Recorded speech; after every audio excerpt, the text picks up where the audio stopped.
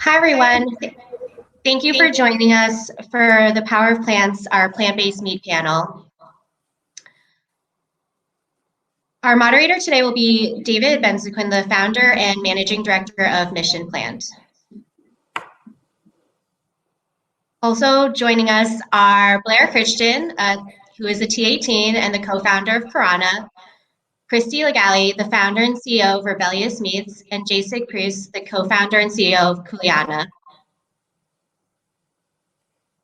Thank you so much. Thank you for having us. We're excited to be here and excited to be part of this this Tuck conference on ag tech and these important topics today about how we can change our world using technology and the source of all food from the ground up. So I'm excited to be with these folks here today. So as was mentioned, I'm David Benzaquen. I'm the managing director of my company, Mission Plant.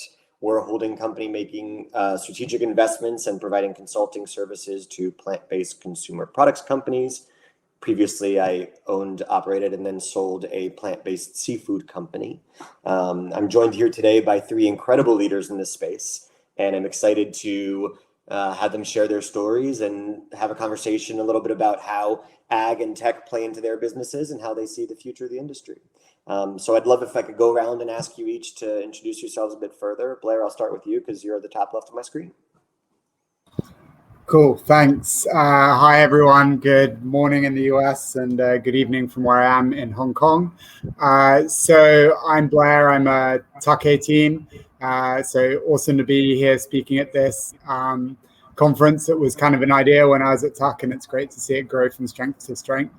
I am the co-founder of Karana. We are a whole plant-based meat company based in Singapore. And really excited to see the interest in this space growing in the MBA world and beyond. Thanks for having us. Thank you very much. Christie? Yeah, I'm Christie Lagally. I'm the founder and CEO of Rebellyous Foods, and at Rebellyous Foods, we produce plant-based chicken products for both the food service and the CPG market. And we also develop new technology to dramatically bring down the cost of making plant-based meat, so it can meet or beat the price of chicken. Thank you very much. And Jacek? Hey there. Getting a lot of. Not sure what's going on there. So I'm going to mute my that worked volume here. So I'm Jacek Prus. I'm the co-founder and CEO of Kuleana. We're creating the next generation of seafood, and we're essentially doing this by targeting unprocessed formats of meat. Raw tuna is going to be our first product. We're going out into the market this month.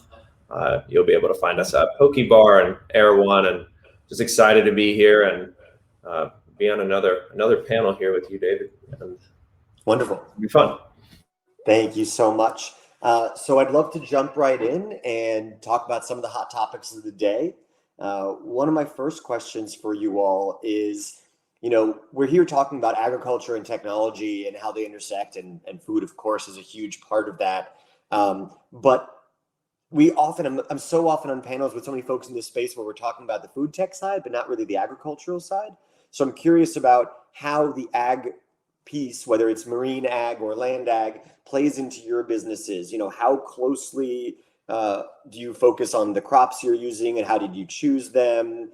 What roles do they play, and what do you think is so important about the role of farming or growing food in making food in each of your businesses?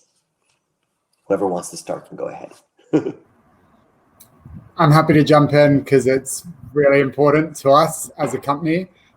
So we're a little bit different in our approach to many plant-based companies in that we use whole plant ingredients that we minimally process to create our meat alternatives. We do process them, but we try and keep as much of the whole plant ingredient as possible. And that means we don't rely on commodity crops like pea and soy that many plant-based products do. And we really look to find biodiverse ingredients, particularly here in Asia, where there are so many that exist. And so the agricultural side of things is really, really important to us. And we are really, really concerned with how the crops we use are grown and the farming practices used and so on, because that's another piece of the puzzle in our kind of, I think, our collective mission, which is to make the food system better.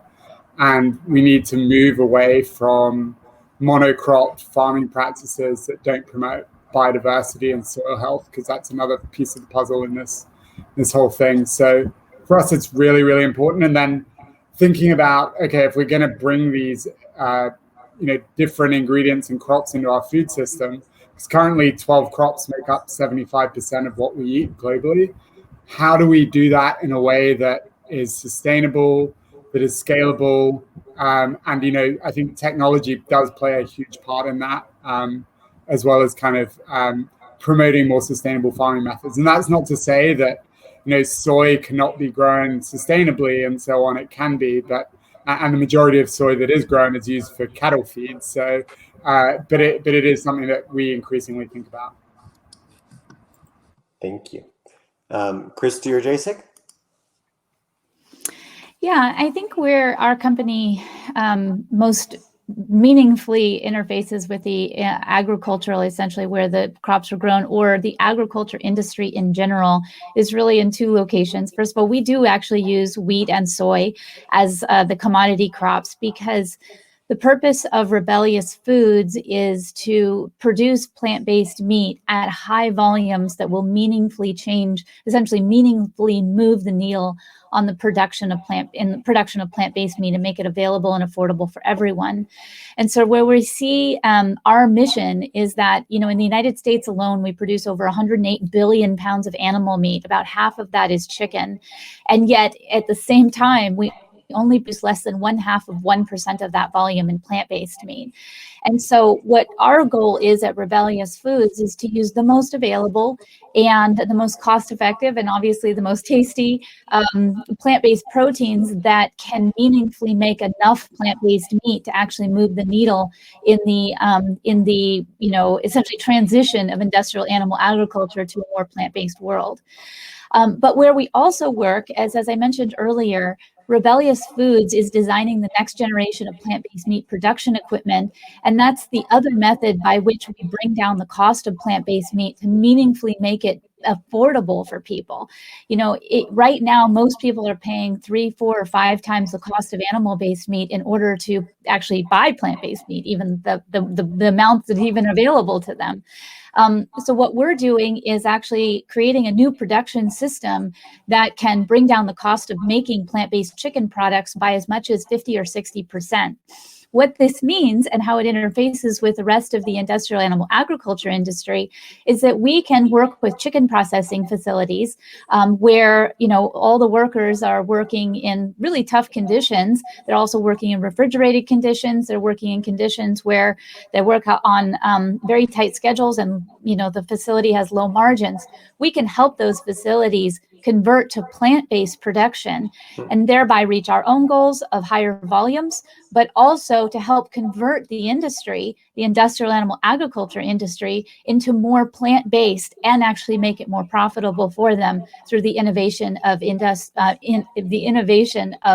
equipment for making plant-based meat faster, better, and cheaper. So while I understand the question was mostly about crops, the other half of the industry, a third of the U.S. Food industry is actually meat. And so our goal is actually to interface with the meat industry and help transition it to a more plant-based through industrializing the production of plant-based meat. Thank you so much, Jacek. I'm going to bring you in just a second, but I actually would love to ask a follow-up question on that to Christie about what you just said. So you're doing quite a different thing than what Blair is doing, in that Blair is using whole plants and using proteins or protein extracts. So I guess my question for you is, are you able to share with the audience just to get a sense of what is the difference between the wholesale price? You don't have to give the exact numbers necessarily, but what are the kinds of differences between commodity crop proteins like wheat and soy versus those you might see from more proteins that are cooler potentially, but not as scaled, like a lupin or a chickpea or a hemp or whatever? What's the difference in price there? It can be anywhere from about a third of the cost for wheat and soy versus something like pea or even, fava bean, or I don't know about lupin. I've never seen one for lupin. To as much as a fifth of the cost, meaning that the other proteins are about 5 times the cost. So you could imagine that if that's the major component in plant-based chicken products, like it is in our case, you're paying a lot more. So we're already competing against a product that, plant-based, all the ingredients that go into plant-based chicken can hover around just $1 a pound, whereas commodity chicken, we're competing against commodity chicken at 40 cents a pound. So, when we're talking about what to use in terms of production of plant-based meat at high volumes, we have to remember that our competitor is 130. We're 130% higher just in ingredient cost alone. Manufacturing cost is another area that we work on. But then if we're using something besides wheat and soy, we're talking even higher costs than that for just ingredients alone. And when you compare that back to the 40 cents a pound for chicken, you're a long way from your target market. Got it. Thank you so much. Jacek, the question was, just to circle it back to the original question, how does ag fit into your business, into your products, and how do you think of the crops or the marine crops or the grown ingredients that you incorporate into your products and how they impact you? And then we'll jump into some David. audience. Well, I think Christie, first of all, I love what you guys are doing, and I hats off to tackling chicken because that's a tough one. But I know if anybody's going to do it, y'all will. And I think you've made a really good point that cost is pretty dang important for customers, but a good product goes even a longer way. And I think people will be willing to pay a bit of a premium even for products, chicken nuggets. So I'm sure y'all are on your way. For us, I actually had thought of doing a chicken nugget company in the past, but I don't have the scientific mind like you. So what we did is we targeted actually a product, raw tuna, which is actually really hard to farm. And because of this, it's sold at a relatively high price point, and it allows us to come into the market already competitive on price. So we're pretty happy about that. We're taking this approach where we're going to be in poke and in sushi and in different formats there. And being cost competitive is kind of one advantage that we see moving through the market really quickly with our products for raw tuna, for raw salmon in the future. And when it comes to the ingredients we're using, we really like algae. So that's where we get omega-3 DHA, which is an incredibly important nutrient. It's much better than ALA, which often a lot of plant-based other companies will use, which is still great. So we're using a lot of algae, and that helps us with texture and taste. And it's a really sustainable product. It's a really sustainable ingredient. Almost all of our ingredients are exceptionally sustainable. And I would like, and I think this was made across the panel already, that plant-based products are just inherently, by first principle, so much more efficient than animal products. I mean, if you're using, proteins that are really processed, or if you're using these products that are much less processed with Blair's approach, either way, it's incredibly good for the environment and a lot more sustainable. And I think by default there, a lot of us are fortunate that we get to ride that wave.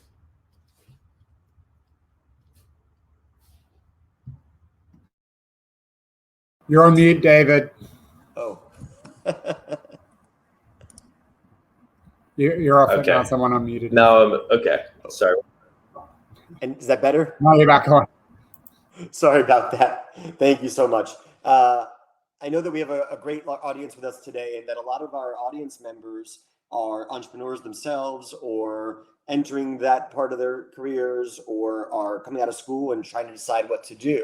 And so I'm curious about, there are a lot of questions that could be asked here, but I'm curious about a very specific one. Is there one agricultural or technological innovation that you wish you could find that would make your business or the industry better? In other words, if somebody could develop a protein isolate that is more blank, or a machine that does X, or could figure out how to farm this crop more sustainably. What is a pain point that you would like entrepreneurs to go out there and solve that you think would be beneficial for you in the industry writ large in the ag tech world? I definitely have strong opinions on this one. So I think unprocessed formats of meat are kind of the future for the next generation of products. All the other ones are still incredibly important and needed, but because we're focused on that so much at Kuleana, we're always thinking of creative ways to do that, right? So how can we create a subtle texture that's soft and juicy, yet not extremely hard?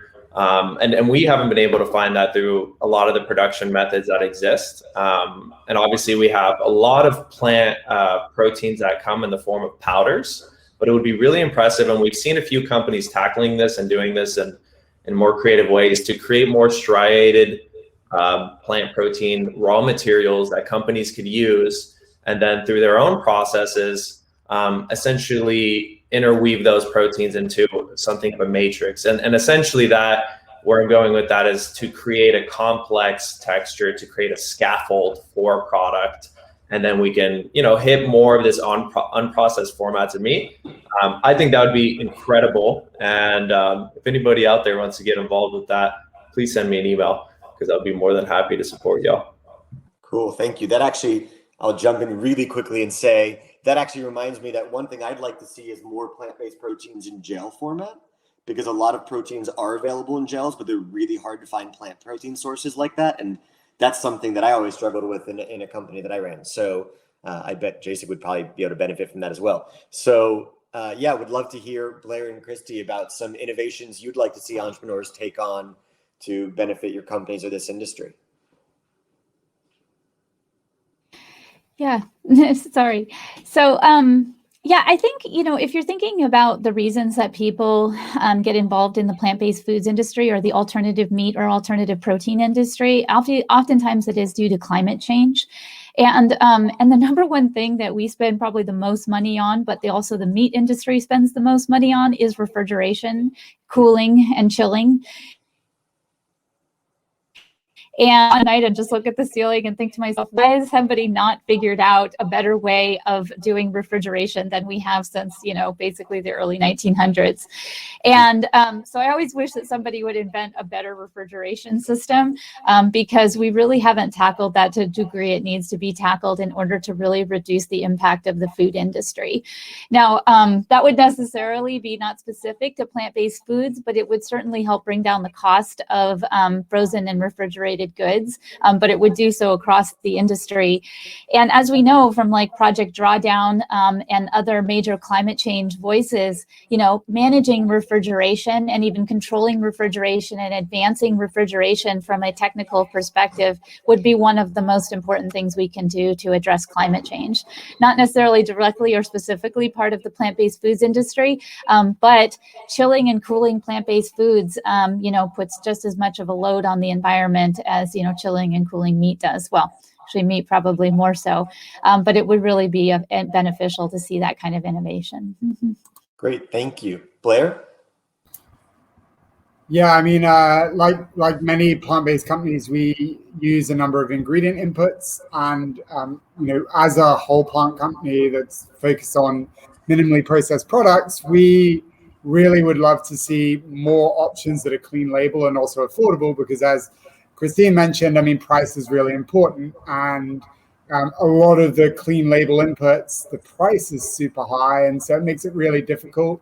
And then, in the plant-based world, a lot of startups, us included, we outsource our manufacturing to co-packers, and a lot of them, they source, ingredients, and getting them to then source clean label when there's not very many options out there. And just take soy sauce, for example, sourcing a clean label soy sauce in industrial production, that's, it's really difficult. So I think, a lot of stuff could happen on the ingredient side. And another one that's kind of like, I guess it's an amazing ingredient for the plant-based industry. And there's a reason why a lot of products use it as methyl cellulose, but it's also one that's been attacked a lot. The meat industry is attacking it. If you could find something that is functionally as strong as methyl cellulose, but like a cleaner product and less heavily processed, it would be a game changer. Thank you so much. Let's talk about soy sauce after this, because I used a lot of soy sauce in my last company, and I know where to find some really good, clean label, affordable, gluten-free tamari, if that's of interest.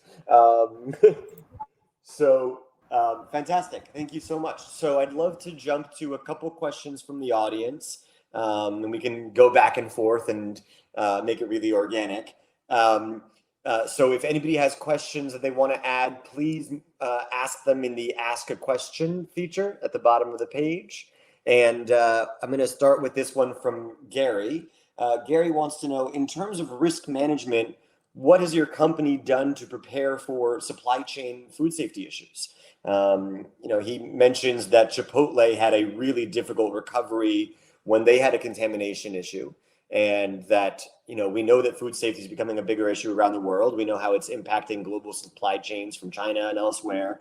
And so with new regulations being implemented in places like the United States, like the Food Safety Modernization Act, and with self-imposed and external regulations or demands, what are you doing both to respond to expectations and to proactively protect consumers? Yeah, I can speak to that. Rebellyous Foods operates a 21,000 square foot food production facility in West Seattle. Not only does it house our product development and our research and our equipment research and development, we actually have an engineering laboratory where we're developing new equipment. But the majority of the facility is a active food production facility where we make all of our products. We have automated production lines for bread battering and frying and dough making and things like that. But what we're really proud of at Rebellyous is that despite the fact that we're a small facility, we are a pilot scale facility technically, and we're quite adaptable to making a lot of different types of products. We did get the facility SQF certified. So for those of you who are not familiar with SQF, it is called Safe Quality Food.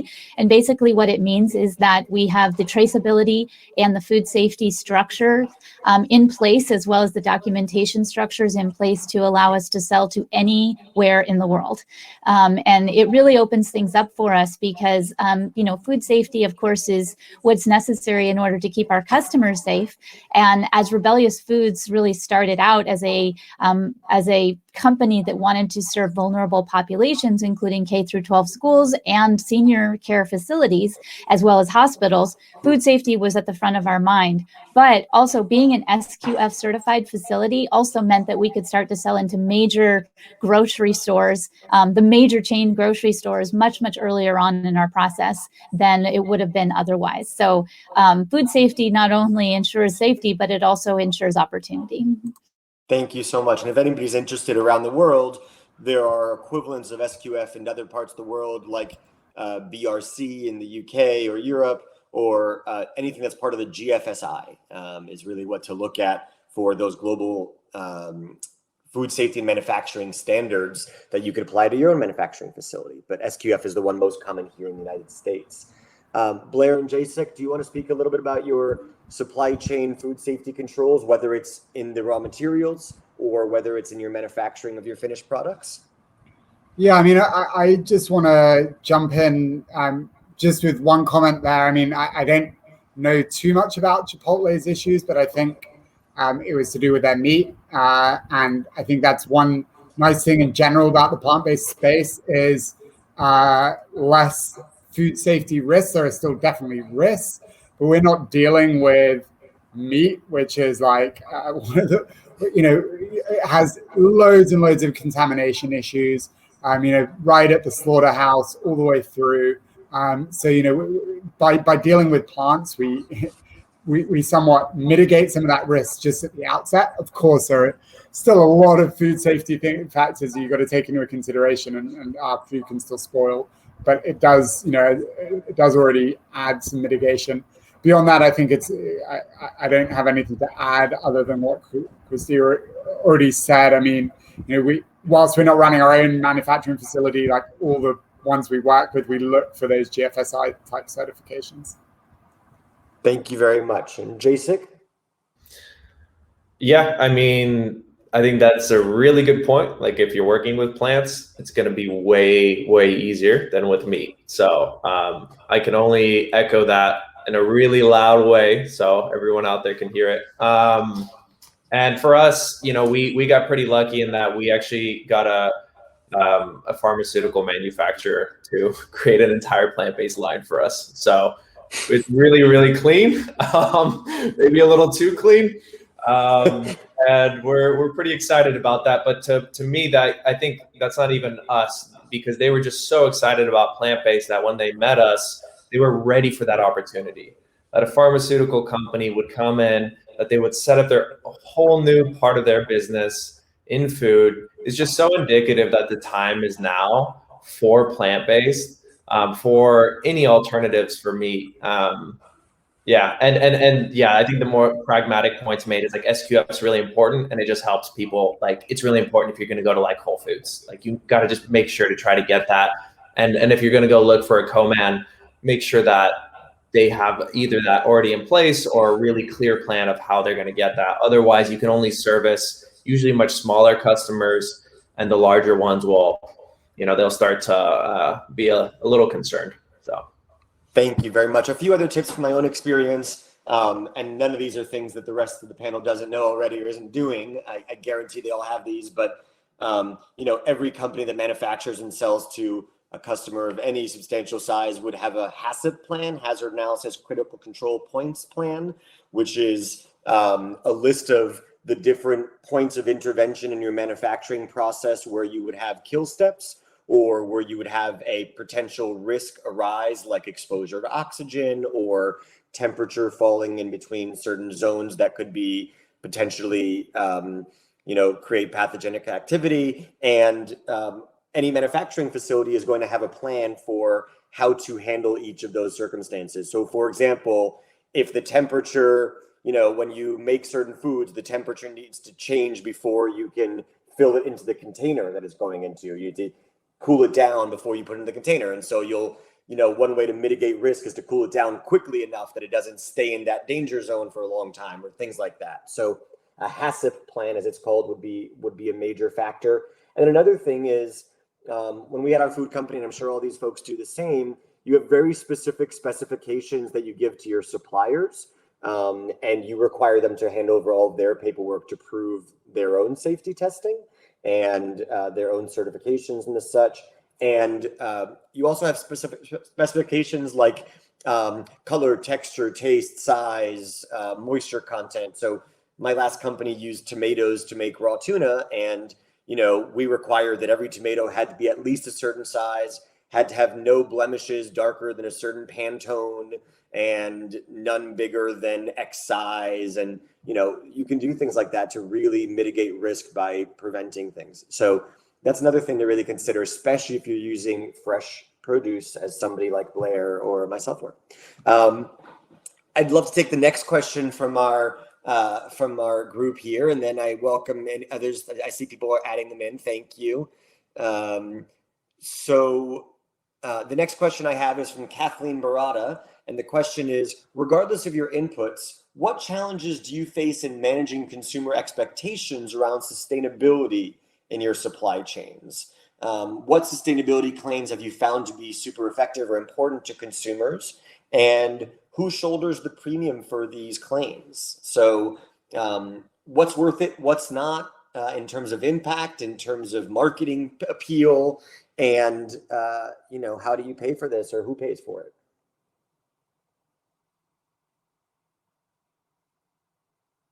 Who wants to jump in? Yeah, I mean, I can speak to that. I guess I'll just start. Yeah, so our consumers typically are really looking for just the ability to participate in the plant-based foods world, and they're looking for really, really good products. So most consumers are choosing products because they taste really, really good, and they're available to them at a price that they can afford. And I think, you know, a lot of people who blow GFI with these price and convenience are all what consumers are looking for. Sustainability actually isn't on that list. That doesn't mean that people don't have it in the back of their mind as wanting to be have some sort of sustainability component to what they buy. And I think that just the very fact that they are buying plant-based meat is part of that back of the mind sustainability component. Where I would say that we advertise and we kind of offer consumers a little bit more assurance is that as a company that runs our manufacturing facility, we do give tours, and we like to share how in our facility, all of our gloves are recycled, so none of it goes to the landfill. All of our smocks are actually washed. All of our hairnets are recycled through TerraCycle. All plastic in our facility is recycled through TerraCycle. And so we have almost, I'm not a totally, but almost a zero waste kind of facility going on. And that's one of the things we're really proud of, because the vast majority of waste in industrial food manufacturing is the packages, obviously, that goes out there, but it's primarily the production operations within the facility itself, or within the operations itself. So everything from the bags to the plastic around the bags to the pallets and things like that. So we're really proud of ourselves for doing that kind of sustainability on the front end, even if we can't always control how well that final pack be recycled out into the world. Now, luckily, I live in Seattle, where we have quite a comprehensive good recycling program for things like flimsy plastic and hard plastic, but that doesn't mean that will happen everywhere. So we do what we can where we can, and we continue to aim for a day when we can have either paper or plant-based plastics that are biodegradable for use in the food industry. And talk about another company that we all wish is out there is sustainable package with sustainable plastic that can be used in the food industry. Thank you very much. There are new ones every day, but there's still a lot of things missing. I'm working with one company that is launching the first ocean compostable plastic flex bag for carrots. Perfect. Which is very awesome. exciting, because that's been one of the things, hard plastics have been easier to do, but flexible plastics have not been as easy. So that's coming on board now. Exciting. Yes. Great. Blair and Jacek, would love to hear your thoughts about how you're controlling for sustainability in your supply chain, and what consumers care about, and what you're doing about it. I can jump in. So I think, what Christie was saying, it's right now not a primary driver for consumers. If you look at the drivers behind plant-based, number one is health. In a recent survey, I think it was something like 55% of consumers are driven by health areas in adopting more plant-based diets, and only 18% were driven by environmental concerns. That being said, I think consumer expectations are evolving, and they're increasingly looking at things like the transparency of supply chains, where things are coming from, are they sustainable? And for us, that's hugely important. We really care about biodiversity, and that's a conversation that's becoming more and more important after things like A Life on Our Planet by David Attenborough. And so, those expectations are going to grow over time. But to the question around who shoulders the cost, I think it's largely on the producer. I don't think consumers are willing to pay too much more. They'll pay more for better taste and quality and things that they care about around their health.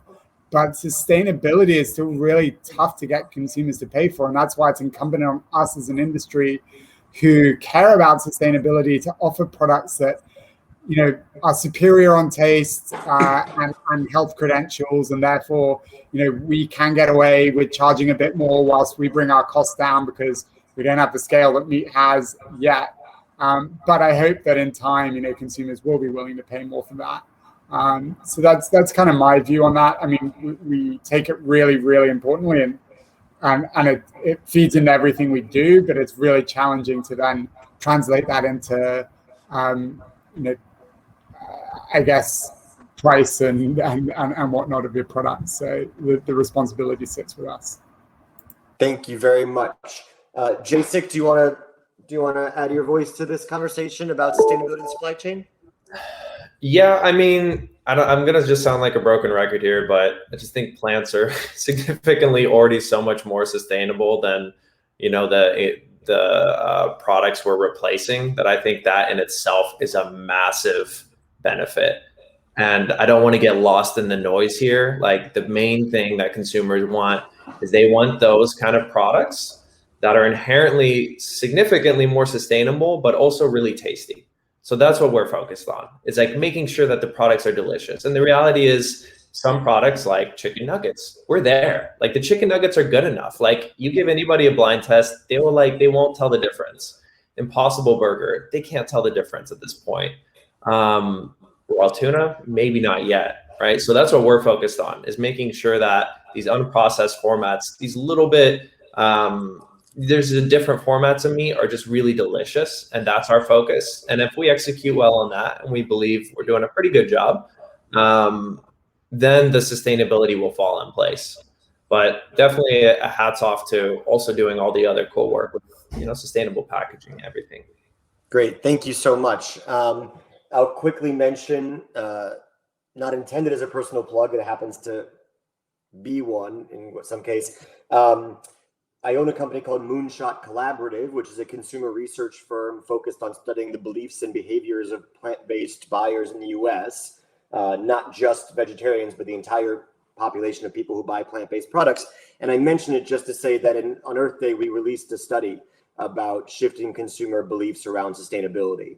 And the panel is correct that in the research we've done, that health is the #1 most cited personal motivation for purchasing plant-based products when one is asked what motivates them. I will say that differs slightly than what people necessarily actually buy or eat in a time of purchase or consumption, because across all food categories, the main drivers have still been taste, price, and convenience more than sustainability, health, or animal welfare. But of those values-driven ones, health leads, followed by sustainability, and then followed by animal welfare at the end. So you can check out that study we put out on sustainability attitudes at moonshotcollaborative.com. Quick answer to somebody on in the chat box, please use the questions and answers box. But Greg, to answer your question, Beyond Burger and most other plant-based meat products do not need to be cooked from the same way that meat does, but it would be unappealing if it was not cooked thoroughly, because it has an taste and texture of raw meat. But no, your daughter is not in danger from having eaten your slightly less cooked Beyond Burger. Next question. In the chat box, or in the question box, we have a question from Emma Osborne. Hey, Emma, nice to hear from you. Emma wants to know, what do we see as the biggest obstacles for growth in your companies, and how will you overcome them? And I just also want to mention a time check. We have about 6 minutes left till we got to wrap it up. And so we'll go through this one, then we try to squeeze in one more if we can. What are the biggest obstacles you're facing that how will you overcome them? I got something on this one, actually. So for us, it's actually just getting into the market. So we're able to kind of compete on cost and taste. We work with formats like poke bowls and sushi rolls and these things. The product's good enough already. We've seen it work a lot. Now it's just making sure it gets in consumer hands. So I think this is something that, David can definitely feel with as well in previous work he's done, but making sure that the go-to-market strategy is really sound and getting the product in front of somebody in a convenient way where they can find it easily. Either that, when they go into a store and they find the sushi bar and the poke bowls, or all the food service places within poke bowls. For example, we'll be launching with a pretty large chain called Poke Bar, and they have quite a few locations. And the idea is that when the consumer comes in, they can literally just get our product in replacement of tuna. It should be that simple. It should be that easy. And I think that's going to be really important for us. We're a bit younger as a company. We're just getting into the market, but that's going to be a good challenge for us, and we're pretty excited for it. And I think regarding food service too, is it's something that's reopening. So we have a lot of big partnerships. For example, we're talking to the 2 biggest sushi providers in North America right now, and it's kind of still tough because we can't go give them the product. So when we talk about giving the product to somebody, it's a special time during COVID, I would say. So really excited to see people getting vaccinated. If you haven't gotten vaccinated, please go do it. But yeah, that's me. Thank you, Jacek. Blair and Christie, do you have thoughts around the biggest challenges you're facing and how you'll overcome them? Yeah, I would say that the biggest challenge we're facing and the biggest challenge that the plant-based meat industry is facing is the challenge that Rebellyous Foods and Seattle Food Tech first started to solve, which is that 2/3 of the cost of making plant-based meat is actually manufacturing cost or total manufacturing cost. And what we're doing at Rebellyous to do that is we design new production equipment and automated production systems that we have patented and now are prototyping and will soon be deploying to dramatically bring down the cost of manufacturing plant-based meat. So we're always really happy every morning to get up and work in the equipment research and development lab that we call the ER&D lab, because they're literally tackling the biggest problem head on, which is the cost of manufacturing that will ultimately allow consumers to buy our products at a considerably lower price. Great, thank you. Blair, do you have thoughts on this one, or do you want me to go on to the next one? Whatever you'd like. Yeah, no, I have thoughts. I mean, I think echo a lot of what the others have said, but I mean, for us specifically, because we are using non-commodity crop inputs, and we have developed a proprietary process in which to process the first ingredient we're working with, which is jackfruit, to deliver it in a much better format than what is currently available on the market in industrial scale. We need to be able to, like Jacek said, to get that into the hands of consumers, and then to do that, in order to do that, we need to scale up our processing capacities and our ability to get product out there. So, like, in addition to getting it in front of consumers in the right way, we need to be able to produce enough of it to kind of make it more available. I think that's kind of a challenge that any growing startup would face. But when you add in sort of like new processing techniques and methods, that just makes it, ever more challenging. But, it's obviously not insurmountable, and we're not the first people to have ever had to do this. So, there's a lot of experts we can turn to and so on. And I would just want to add one more. I mean, it's kind of not specific to us, but it's kind of like building on what Christie said around price. The meat industry is heavily subsidized. And so the cost of meat doesn't reflect its true cost, nor is any of the externalities built into it. So, I think a challenge for the plant-based industry in general is how do you start to get meat to be actually priced properly so that we can become more cost competitive without, having to, make crazy kind of price decisions on pricing our products and things like that. So yeah, I mean, removing subsidies and building in the price of externalities into meat as well. Great, thank you so much. So unfortunately, we are out of time. I want to thank my amazing panelists and allow them to mention their websites maybe, or the best place to find out more about their companies. Jacek, do you want to go ahead? Or Sure. Yeah, you can find us at kuleana.co, or you can find me on LinkedIn. I know a few of you already have started getting some invites. Feel free to reach out if you want to get involved in the space, if you want to try our products. I'm around. So thanks for having me on the panel. Great, thank you. Christie and Blair, your websites? Yeah, so our website is rebelliousfoods.com, and if you go there, please check out our products, but also check out the 8 positions we have open. We're growing very, very quickly, and this is a great time to join a startup. So please check that out and apply, or email me if you have questions. Thank you so much. And Blair? Yeah, it's www.eatkarana.com, EATKARANA, or at eatkarana on Instagram. I've just put it in the chat. You can also find me on LinkedIn. We are based in Singapore, launching in Hong Kong this week, but also launching in the US later this year. So do follow us to see when that's happening. Fantastic. Thank you, everybody, so much for joining us. And I'll hand it back over to Kristen. Oops. Thank you, everyone, for joining us. We'll be starting the next panel, which is on alternative ingredients shortly. So we hope to see you there. Thank you all for joining us.